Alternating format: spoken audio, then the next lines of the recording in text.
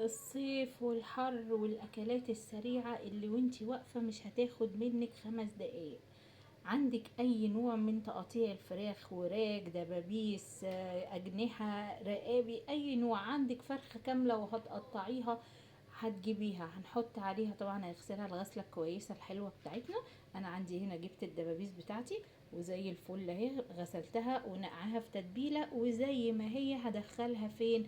في الكيس الحراري. انا بسميه بديل الاير فراير. صحية جميلة، في 10 دقايق، في ربع ساعة وانتي واقفة هتعملي اكلتك. انا نزلت على الفراخ بتاعتي دي بالفلفل الاسمر طبعا والملح، ورميت 3 4 ورقات لورا، وحطيت شوية قرفة بسيطة، وحطيت كاري، وحطيت كركم، وحطيت شوية زعتر، وقطعت بصلاية جوانح زي ما انتي شايفة كده. وعايزه بقى تقطعي معاها بطاطس، تقطعي معاها اي حاجه، وعايزه تعصري عصره ليمونه، او تبشري كده بشر ليمون يديها مزازه، او تحطي سماق. التوابل اللي انت عايزاها. عايزه تحطي معلقه سمنه حطي، عايزه تسيبي الدهون الطبيعيه منها فيها سيبيها. انا هحطها في الكيس الحراري وادخلها الفرن، جنب كده شويه رز حلوين، جنب شويه مكرونه. اللي عندك تعمليه، وفي 5 دقايق ولا 10 دقايق مش هتتعبي نفسك. هندخلها ونطلعها ونشوف شكلها القمر الشهي.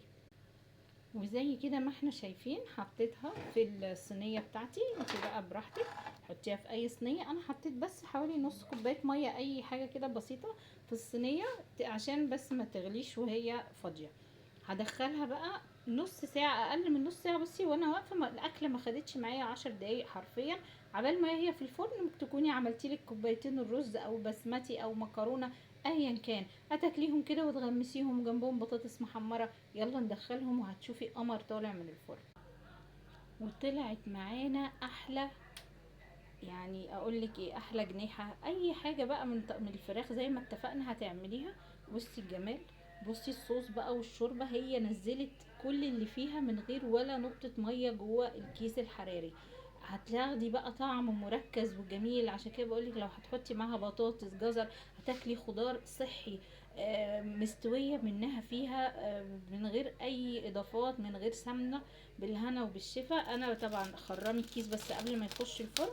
بصي قدامك اهو، شايفه الجمال، مستويه وزي القمر. خرمي الكيس بس قبل ما يخش الفرن. وكل اللي عليكي لو عايزه هتحطي بس شويه ميه في الصينيه، وهي هتبتدي تنزل ميتها. وانا فتحتها بس، بصي البخار طالع اللهم بارك. انا بس فتحتها عشان تاخد وش، بس هي اوريدي كانت واخده وش. وبالهنا وبالشفا.